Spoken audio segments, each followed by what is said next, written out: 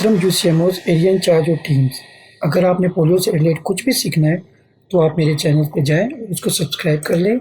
मज़ीद आने वाली वीडियोस में इंशाल्लाह आपको पोलियो से रिलेट बहुत फ़ायदा होगा। बिस्मिल्लाहिर्रहमानिर्रहीम। मोहतरम यूसीएमओज एरिया इंचार्ज और टीम्स, आज का हमारा टॉपिक है कि आपने पोलियो कैंपेन में मॉर्निंग ब्रीफिंग में क्या बताना है और टीम्स को किस तरह ट्रेन करना है। अगर आपकी मॉर्निंग ब्रीफिंग अच्छी होगी तो आपकी कैंपेन का दिन अच्छा हो जाएगा, ठीक है, और बहुत अच्छा होगा। और आप जो है जो बातें आपको बताई जाएंगी उन पे अमल करेंगे। टीम्स को ये वीडियो शेयर करें ताकि टीम्स देखें कि उन्होंने ये क्या क्या काम करना है। अच्छा, सबसे पहले arrival of team before centre. अच्छा, जो सेंटर है उस पर 8 बजे बिफोर 8 AM 8 बजे से पहले हर टीम्स को वहाँ पहुँचना है। सबसे पहले टीम पहुँचने के बाद अपनी अटेंडेंस लगाएगी एरिया इंचार्ज के फॉर्म 2A के ऊपर। फॉर्म 2A ये एरिया इंचार्ज का डेली का फॉर्म 2A है। देखिए फॉर्म 2A ऐसा ही है, फॉर्म 2A लिखा हुआ है। फॉर्म 2A उसके ऊपर डेट लिखी होगी, डेट कैंपेन डे लिखा हुआ, डेट लिखी होगी। यहाँ पे आपने मॉर्निंग वाले सेशन में टीम्स अपने हाथ से खुद अटेंडेंस लगाएगी और जब वो काम ख़त्म करेगी इवनिंग वाले अटेंडेंस में इवनिंग की अटेंडेंस लगाकर फिर वो काम ख़त्म करके आप वो जो अपने घर चली जाएगी। मॉर्निंग वाले खाने में मॉर्निंग की अटेंडेंस लगाएगी और इवनिंग वाले खाने में इवनिंग की अटेंडेंस लगाएगी फॉर्म 2A के ऊपर लाजमी। उसके बाद एरिया इंचार्ज जो है उनको उनका जो हेल्थ कार्ड है वो इशू करेगा। एरिया इंचार्ज जो है उस हर टीम मेंबर से उसका शनाख्ती कार्ड मांगेगा। अवेलेबिलिटी ऑफ शनाख्ती कार्ड NIC उसको चेक करेगा कि बाकी वो अपने साथ NIC लेके आई है या नहीं आई। अगर कोई भी मेंबर अपने साथ NIC नहीं लेके आया तो बराए मेहरबानी उनको अभी से मैसेज कर दें कि वो अपने साथ ओरिजिनल NIC साथ लेके आए, नेशनल आइडेंटिटी कार्ड लाजमी लेके आए, क्योंकि कोई भी ऑब्जर्वर आएगा वो टीम से उसका NIC ओरिजिनल मांगेगा और चेक करेगा कि माइक्रो प्लान में उसका नाम मैच कर रहा है या नहीं कर रहा, ठीक है। Availability of umbrella bottles. अच्छा, आप सबको हमने अम्ब्रेला और बॉटल्स इशू की थी। बराए मेहरबानी इंश्योर करें कि हर टीम के पास अम्ब्रेला और बॉटल होनी चाहिए, क्योंकि हीट का जो गर्मी बहुत ज़्यादा पड़ रही है, तो बराए मेहरबानी हर टीम को कहें कि वो अपने साथ अम्ब्रेला और बॉटल ज़रूर लेके आए, ठीक है। उसके बाद वैक्सीन टीम क्या करेगी, वैक्सीन कैरियर को चेक करेगी कि अगर वैक्सीन कैरियर अंदर से साफ़ है, अगर नहीं है तो फ़ौरन उसको कपड़े से साफ़ कर लेगी, ठीक है। और उसको जो है वो कपड़े से साफ़ करने के बाद उसके अंदर फ्रीज आइस पैक रखेगी। चेक करेगी कि आइस पैक जो उसको प्रोवाइड किए गए हैं वो फ्रीज़ होने चाहिए। अगर वो पानी वाला बना हुआ है तो बराए मेहरबानी एरिया इंचार्ज को अभी मैसेज कर दें कि वो आइस पैक से, ठीक है। और आइस पैक्स को एरिया इंचार्ज को चाहिए कि 2 दिन पहले ही रख देना चाहिए उसमें फ्रीज़र के अंदर, ताकि वो अब तक फ्रीज हो चुकी हों। फ्रीज आइस पैक होंगे। वैक्सीन, अच्छा, माइक्रो प्लान के मुताबिक ही वैक्सीन वो अपने साथ लेकर जाएगी।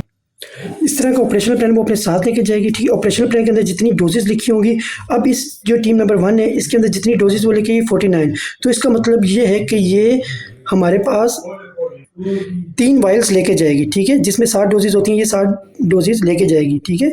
इसकी 49 डोजेज सेकंड डे के अंदर जो इसके पास रह जाएंगी वो अगले दिन उसके अंदर ऐड होके जो पार्सल होंगी वो लेके जाएगी तीनों दिन। अच्छा, उसके बाद आप जिपर लेके जाएगी तीनों दिन। अच्छा, 3 जिपर लेके जाएगी इस तरह के, ठीक है, 3 जिपर लेके जाएगी और डेली बेसिस पे वो जिपर चेंज करेगी। डे 1 के अंदर अगर जिपर यूज़ हो चुके हैं तो वो फेंक देगी। डे 2 के अंदर तीनों जिपर्स जो 3 वाले होंगी, एक में सील वाले होंगी, एक में पार्सल होंगी और एक में जो यूज़ हो रही होंगी वो, इसी वजह से तीनों जिपर लेके जाएंगे, क्योंकि ये बार बार जिपर जो है ये टीम्स अपने हाथ में पकड़ती है, इसके अंदर कंटेमिनेट हो जाता है। किसी का जो वो हमारे पास ड्रॉपर होता है, ड्रॉपर का अगर जो ढक्कन है, ठीक है, वो अगर उसमें से वो जो वैक्सीन है वो लीक होकर इसके अंदर जा सकती है, जिसकी वजह से ये कंटेमिनेट हो सकता है। और जब अगले दिन वो आप दोबारा पुराने वाला जिपर यूज़ करेंगे तो उसके अंदर अगर पानी लगा हुआ या कुछ भी हुआ या वैक्सीन होगी तो उसका जो लेबल है वो ख़राब हो सकता है। डेली बेसिस के ऊपर आपने तीनों जिपर्स चेंज करने हैं, ठीक है। VVM, अपने वैक्सीन का VVM चेक कर लेना है, उसका बैग नंबर देख लेना है और उसकी एक्सपायरी जो उसके जो टैली शीट की बैक साइड पर आपने डेली बेसिस पे लिखनी है। टैली शीट है, ठीक है, ये देखें डे 1 के अंदर उसने टैली शीट पे ये जहाँ से आपको सामान वसूल होता है उसमें ये 60 डोजेस लेके गई है। B24060 ये वाला उसका बैग नंबर लिखा है, ठीक है, पूरा बैग नंबर लिखा है और इसकी एक्सपायरी भी उसने लिख दी है यहाँ पे, ठीक है, कि कौन सी किस डेट को ये एक्सपायर हो रही है। इसी तरह डे 2 के अंदर भी उसने ये बैग नंबर लिखा और ये देखें एक्सपायरी लिखी 1626, ठीक है। डे 3 के अंदर भी उसने लिखे B2 ये वाला बैग नंबर है और ये, ठीक है, ये वाला इसने टैली शीट के बैक साइड पे आपने लिख लेना है। और बराए मेहरबानी जो ये टीम्स हैं वो जो है वो वायल को जिपर के अंदर पकड़ कर उसका बैग नंबर और वो देखें, एक्सपायरी देखें, उसको हाथ में जो आपका बेर हाथ है खाली हाथ में उसको ना पकड़ के देखें, क्योंकि ये हीट सेंसिटिव होती है, आपके हाथ का टेम्परेचर ज़्यादा होता है तो ये वैक्सीन जो है इससे भी मुतासिर हो सकती है और इसका जो अंदर जो हमारे पास वैक्सीन है वो ख़राब होने का ख़तरा है। उसके बाद टीम जो है वो एक नई टेली शीट लेके जाएगी जो फिल नहीं होगी, ठीक है, जो इस कैंपेन के लिए, और एक गुज़श्ता मुहिम वाली टेली शीट लेके जाएगी। 2 टेली शीटें साथ लेके जाएगी लाजमी, ठीक है। इस टीम जो टेली शीट फिल करनी है उसको आपने गुज़श्ता मुहिम की टेली शीट से मैच करते रहना है साथ साथ। अगर किसी घर में लॉक है या कोई इशू है तो आप गुज़श्ता मुहिम से उस घर का हेल्प ले सकते हैं और आस पास से पड़ोसियों से भी उस घर की हेल्प ले सकते हैं। टीम रूट मैप साथ लेके जाएगी, सेंटर से निकलने से पहले वो टीम रूट मैप को चेक कर लेगी, उसका स्टार्ट पॉइंट कहाँ पे है, उसका एंड पॉइंट कहाँ पर है, उसके अंदर जो मेजर लैंडमार्क्स हैं वो बने हुए हैं या नहीं बने हुए, उन लोगों ने जो टीम ने वो कहाँ सीवीएस बनाया हुआ है, कहाँ वो देखे यहाँ पे हाउस नंबर 10 के अंदर सीवीएस बना है, यहाँ पर ही बना हुआ है तो यहाँ पर उसने रेस्ट करना है। ये तमाम रूट वो चेक करेगी कि वाकई ये मैप्स जो है, अगर टीम उसके साथ जब टीम फील्ड में जाएगी, फील्ड स्पोर्ट्स सेंटर्स को छोड़ने से पहले वो अपना टीम रूट मैप लाजमी साथ लेके जाएगी और चेक करके जाएगी कि उसने कौन सा एरिया करना है और कहाँ पर उसने जाना है, किस डे का टीम रूट मैप साथ लेके जा रही है। 5 दिनों का वो साथ लेकेगी, लेकिन जिस दिन वो काम करेगी उसको वो आपने वो वाला सामने रखना है, ठीक है। और कोई भी ऑब्जर्व आए तो उसको वो बता सके कि वो किस घर पे खड़ी हुई है। और टीम रूट्स मैप को साथ साथ अपडेट भी करना है। फॉर एग्जांपल पहले ये टीम जो है 57 घर कर रही थी, अब कोई घर अगर हाउस नंबर 20 के बाद एक नया घर बन गया, किसी ने बैठक किराए पर दे दिए, तो बराए मेहरबानी यहाँ पर उसने उसको अपडेट करना है। यहाँ पे वो छोटा सा घर बना देगी और लिख देगी न्यू हाउस, ठीक है, न्यू हाउस बना देगी। अब जब एरिया इंचार्ज नेक्स्ट कैंपेन के लिए माइक्रो प्लान बनाएगा तो उसको पता चल जाएगा कि जो नया घर यहाँ पे बना है तो उसकी नंबरिंग वो 20 के बाद 21 यहाँ कर देगा, तो वो ऑटोमेटिकली सारे घर आगे चेंज हो जाएंगे, ठीक है। और किस घर का एमएमपी है वो उसके यहाँ पर स्टार बनाए हुए हैं, ठीक है। और यही वाले घर जो है वो टेली शीट के ऊपर सर्कल होगी। स्कूल को विजिट करने के लिए स्कूल रजिस्ट्रेशन लिस्ट होगी जिसमें वो कैंपेन से पहले उसने लिस्ट बनाई होगी और उसके अंदर तमाम बच्चों के नाम होंगे और वो अपने साथ लेके जाएगी। ऑपरेशनल प्लान मैंने आपको बता दिया, ऑपरेशनल प्लान साथ लेके जाएगी, ठीक है। और ऑपरेशनल प्लान को पढ़ के जाएगी। ये ऑपरेशनल प्लान है, इसको वो जो जिस दिन वो काम करेगी उसको पढ़ के जाएगी कि आशाना जो 4 दुकानें कौन सा कहाँ से उसने हेमलेट्स पढ़ के जाना है और कहाँ से उसने काम शुरू करना है, कहाँ ख़त्म करना है, कौन सा मदरसा है, कौन सा स्कूल है, वो तमाम चीज़ें इसको पढ़ के सेंटर से निकलेगी। अपना एनआईसी या इस माइक्रो प्लान जो ऑपरेशनल प्लान है इसके ऊपर चेक करेगी कि वो ठीक है या नहीं है, ठीक है। अगर फॉर एग्जांपल एक हमारे पास ये जिशान हमारे पास गवर्नमेंट का नहीं है, लोकल है, ठीक है। अब ज़रा भी हमारे पास लोकल है, फीमेल है, ये टिक हुए हैं या नहीं हुए, कितने बजे काम शुरू करना है, क्या अच्छा एनआईसी भी मैच कर लेगी, ठीक है। आपने किस इलाके में जाना है, आपका सीवीएस लिखा हुआ या नहीं है। अच्छा, उसके बाद आपका घरों का टारगेट कितना है, 76, ठीक है। इसमें आपने स्कूल 2 करने हैं, ठीक है। पहले स्कूल का क्या नाम है, दूसरे का, ये तमाम चीज़ें पढ़ कर जाएगी। वो कितनी वैक्सीनें लेके जा रही है और ये जो आप कितने कैप्सूल साथ लेके जा रही है, तमाम चीज़ें ये पढ़ कर अपने साथ अपने ऑपरेशनल प्लान को साथ लेके जाएगी। सबसे पहले टीम ने जो उसके पास एमएमपी एरिया नोमैड्स हैं, ठीक है, उसके अंदर अगर वो एग्जिस्ट करते हैं तो वो सबसे पहले वहाँ जाएगी। उसके बाद अगर नोमैड्स नहीं है तो वो सबसे पहले स्कूल को विजिट करेगी, ठीक है। अगर स्कूल भी नहीं है तो फिर उसके बाद वो फर्स्ट हाउस के ऊपर जाकर जो माइक्रो प्लान में ऑपरेशन प्लान में लिखा है वहाँ पे जाएगा। एसएमसी लिस्ट और पीएमसी लिस्ट लाजमी साथ लेके जाएगी। अब ये इसके पास एसएमसी लिस्ट है, फॉर एग्जांपल ये इसके पास एसएमसी लिस्ट है। ये देखेगी डे 1 के अंदर मेरी हिबा बच्ची थी हाउस नंबर 27 में। जब वो डे 1 का काम करेगी तो वो इस बात पे फोकस करेगी कि वाकई हिबा अवेलेबल है या नहीं है। अगर हिबा को वो पोलियो ड्रॉप्स पिला देगी और कितनी कंपेनों से में से एक कंपेन से, तो इसका मतलब ये एसएमसी है, तो वहाँ वो डेट डाल देगी, ठीक है। इसी तरह जब वो डे 2 में जाएगी तो उसके जो बच्चे हैं उसके ऊपर वो डेट डालेगी अगर वो कवर हो गए हो तो, ठीक है। अगर ये 2 कंपेनों से, इसका मतलब ये पीएमसी है, ये 2 कंपेनों से मिस हैं तो ये पीएमसी हैं, तो फिर इनको ये विजिट करेगी। अगर ये अवेलेबल हुए तो इनके ऊपर इनको पोलियो ड्रॉप्स पिलाने के बाद यहाँ पे भी अपडेट करेगी और बताएगी एरिया इंचार्ज को कि आज के दिन के मेरे इतने एसएमसी थे, इतने पीएमसी थे, ये कवर हो गए डेली बेसिस पे। जो एमएमपी की रजिस्ट्रेशन बुक है वो लिस्ट है वो भी साथ लेके जाएगी। और किसी भी आपके वो एमएमपी के हाउस के ऊपर जाएगी तो वो उन बच्चों के नाम लेकर उनको पोलियो ड्रॉप्स पिलाएगी और अगर कोई बच्चा वहाँ ऐड हो जाता है तो उसको ऐड कर लेगी। अगर कोई एज बड़ी हो जाती है जिसकी 5 साल से, तो उसको वो सब्ट्रैक्ट कर देगी। साथ साथ वो अपडेट भी करती रहेगी एमएमपी की रजिस्ट्रेशन को, ठीक है। उसके बाद 2 फिंगर मार्कर साथ लेके जाएगी। फिंगर मार्कर एक है, ये 2 फिंगर मार्कर साथ लेके जाएगी। उससे सेंटर से निकलने से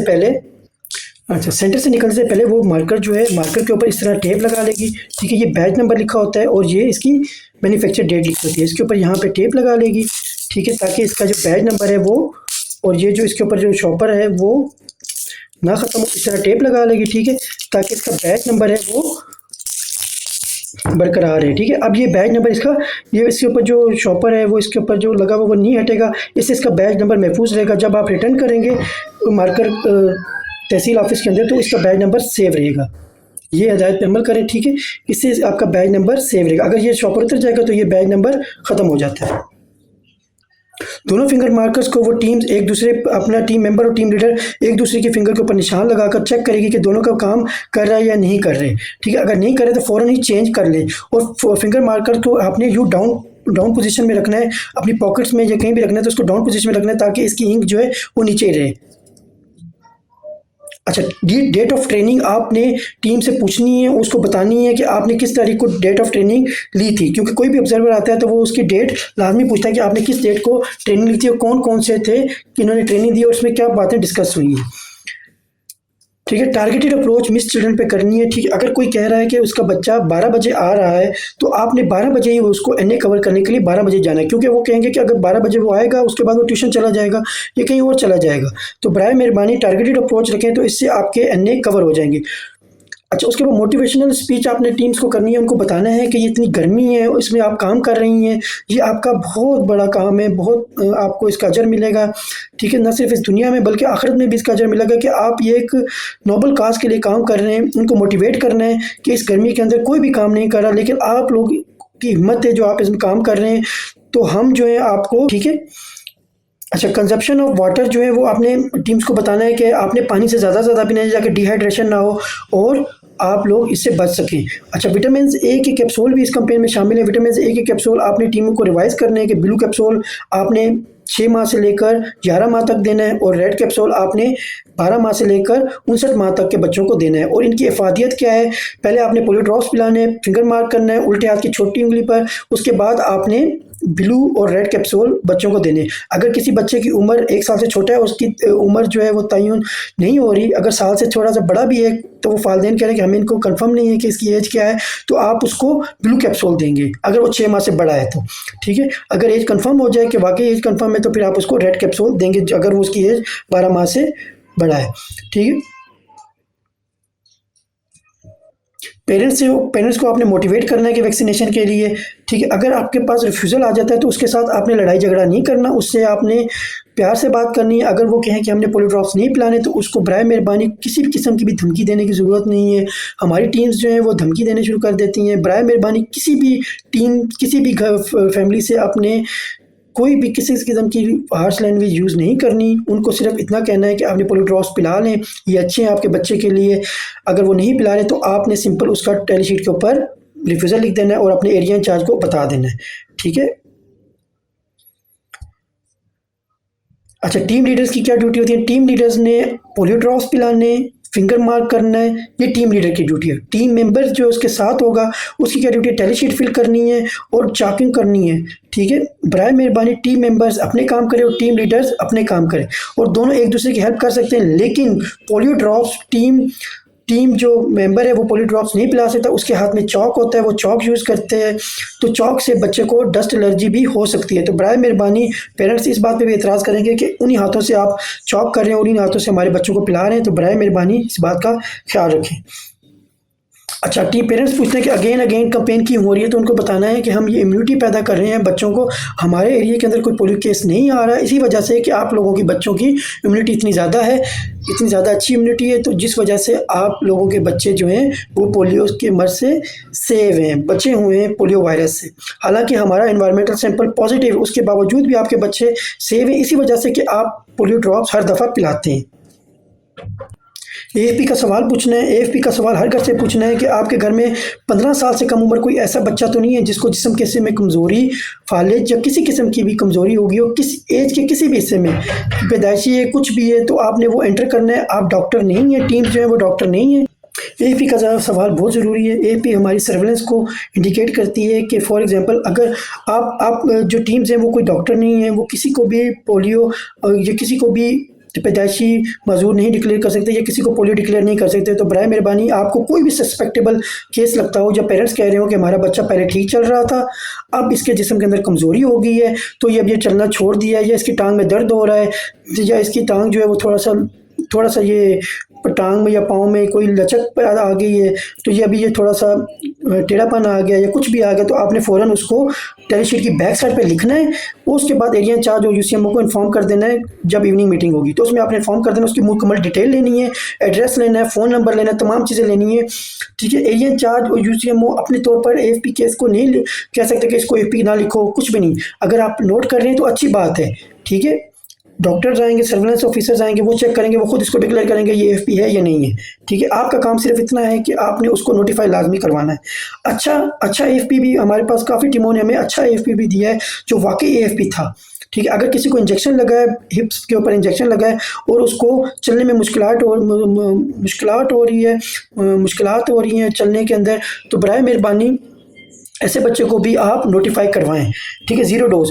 2 साल से कम उम्र ऐसा बच्चा जिसको हिफाजती टीकों की कोई खुराक ना मिली हो, ऐसा बच्चा आपका 2 साल से कम उम्र बच्चा 0 डोज में आता है।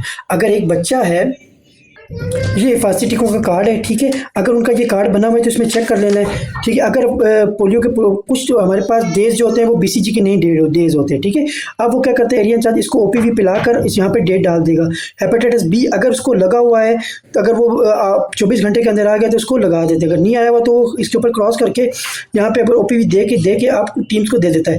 तो अगर उसका कार्ड बना हुआ है तो टीम्स को चाहिए कि उसका कार्ड चेक कर ले। अगर बीसीजी उसको लगा हुआ है तो ठीक है, अगर बीसीजी नहीं लगा हुआ तो इसका मतलब है वो 0 डोज है। अच्छा, फॉर एग्जांपल हमारा बीसीजी डे नहीं होता और एक बच्चा 4 महीने का आया है। ठीक है, 4 महीने का आया, 10 हफ्ते का आया है, तो उसको एरिया इंचार्ज उसको जो वैक्सीनेटर है वो उसको 6 हफ्ते वाली ये ओपीवी दे देगा, रोटा दे देगा, पीसीवी दे देगा, पेंटा दे देगा। ठीक है, अगर ये डोजेज उसको लगी हुई हैं, फॉर एग्जाम्पल ये डोजेज उसको लगी हुई हैं, ठीक है, उसको बीसीजी नहीं लगी हुई, तो ये 0 डोज नहीं होगा क्योंकि उसको एक इंजेक्टेबल डोज मिल चुकी है। 0 डोज ये होता है कि उस बच्चे को कोई भी 2 साल की उम्र के बच्चे कोई भी इंजेक्टेबल डोज नहीं मिली हुई। इंजेक्टेबल डोज ये होती है कि उसको कोई भी टीका ना लगा हो। इसको एक टीका लग चुका है पेंटा का, तो ये 0 डोज की कैटेगरी से निकल गया। बीसीजी का ताल्लुक 0 डोज से नहीं है। ठीक है, बराए मेहरबानी इसको नोट कर लें कि बीसीजी का ताल्लुक 0 डोज से नहीं है। 0 डोज का मतलब ये होता है कि उसको कोई भी इंजेक्टेबल डोज मिल चुकी हो। अगर कोई भी इंजेक्टेबल डोज मिल चुकी है उसको उसके कोर्स के अंदर से, तो वो 0 डोज से कैटेगरी से हट जाता है। 0 डोज के जो बच्चे होते हैं उनको फिर हम इस तरह की 0 डोज रेफरल स्लिप बना के दे देते हैं। ठीक है, ये एक स्लिप है, इसके ऊपर नीचे से हम इसको कार्ड रख के आपने इसके ऊपर नाम लिखना है, एमएमपी की है, नॉन एमएमपी की है, ये आपने लाजमी लिखना है, एमएमपी की है या नॉन एमएमपी की है। ठीक है, उसके बाद बच्चे का नाम है, वालिद का नाम है, उम्र है, मुस्तकिल पता कहाँ पे, यूनियन कौन सा है, ज़िला, मोबाइल टीम। अच्छा, पोलियो का दिन कौन सा दिन का है, पोलियो का घर नंबर, मतलब किस स्टेशन पे जाएंगे, दस्तखत टीम लीडर अपने साइन कर देगा। ठीक है, ये रेफरेंस स्लिप जो है 2 साल से कम उम्र बच्चों को जिनको फांसी का कोई खुराक नहीं मिली उनको दी जाएगी। इस स्लिप को कहें कि जब भी वो सेंटर के ऊपर जाएँ तो वो ये अपने पास हो जाएगी टीम्स के पास और ये वो अपने साथ लेके चली जाएंगी। ठीक है, जब टीम्स काम ख़त्म करके आ जाएंगी 0 डोज के साथ। अच्छा, जब टीम्स काम ख़त्म करके आ जाएंगी तो बराए मेहरबानी टीम्स को चाहिए कि वो अपनी रिपोर्ट बनाए। ठीक है, उसको टीम तो टोटल करे, टेलीशीट को टीम्स यहाँ पे टेलीशीट पे टोटल करे, जो टोटल आता है वो यहाँ पे टोटल करे। ठीक है, और एरिया इंचार्ज को उसके फॉर्म 2A के ऊपर यहाँ से जो बच्चे होते हैं वैक्सीनेटेड वो लिखवाए, वैक्सीनेटेड वाले बच्चे लिखवाए जाते हैं। जो आपके विजिटेड आपके अन्य बच्चे जो ये वाले बच्चे होते हैं ये नहीं लिखवाए जाते, जो वैक्सीनेटेड होते हैं 6-16 ये लिखवाए जाते हैं। ठीक है, और आपने कितने मेहमान को पिलाया, कितनों को गेस्ट को पिलाया, कितने अन्य कवर किए, कितने छोटे कितने बड़े अन्य कवर किए, ये तमाम चीज़ें उसको एरिया इंचार्ज को ठीक तरीके से लिखवाए। ठीक है, उसके बाद वो अपने फॉर्म 2A के ऊपर अटेंडेंस लगाए और फिर वो घर चले जाए। और नेक्स्ट डे सेम, जो अगर डे 2 होगा, डे 3 होगा, अगर डे 2 की मॉर्निंग है, मॉर्निंग ब्रीफिंग है, तो उसमें बताएं कि आपके डे 1 के जो आपके अन्य बच्चे रह गए हैं, मिस बच्चे रह गए हैं, उन पे भी आपने जाना है और उनको भी कवर करके आना है। इस तरह जब डे 3 की मॉर्निंग ब्रीफिंग होगी तो उसमें आपने उनको बताना है टीम्स को कि आपने डे 1 और डे 2 के भी बच्चे, आपने जो मिस बच्चे हैं उनको चेक करना है। ठीक है, मॉर्निंग ब्रीफिंग अगर आपकी अच्छे तरीके से होगी तो ही आपकी कंपेन अच्छी जाएगी। बहुत शुक्रिया।